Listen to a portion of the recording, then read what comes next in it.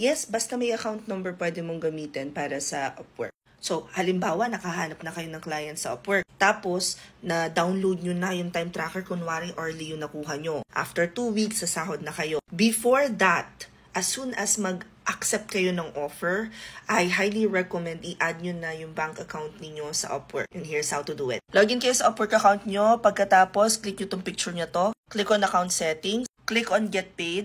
Add method, and nandito yung choices kung anong gamitin ninyo na pinakang bank account. If you want to use direct to local bank account, if you want to use your Payoneer, if you want to use your PayPal, nandito na rin yung kung magkano yung charge niya.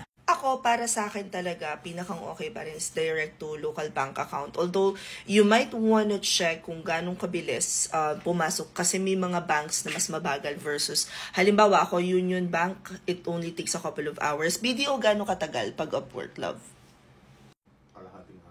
Kalahating araw, no? So, pag mag-withdraw ka sa umaga, like 8 a.m., siya pumapasok ng Friday. 8 a.m. pumasok. Oo. So, pag tumulog ka, pagising mo mga 12:01, meron na. Minsan naman 3, minsan gabi wala pa, no? Minsan. Okay. Pero madalas ay Madalas maaga. Madalas ay 4 hours lang. 4 hours, okay. So, hindi na siya kagaya nung unang panahon kasi dati talagang araw yung inintay mo. Ngayon, mas mabilis na siyang pumasok. Hope this helps. Comment any questions you guys have about working from home. Follow from or work from home chismis. Bye!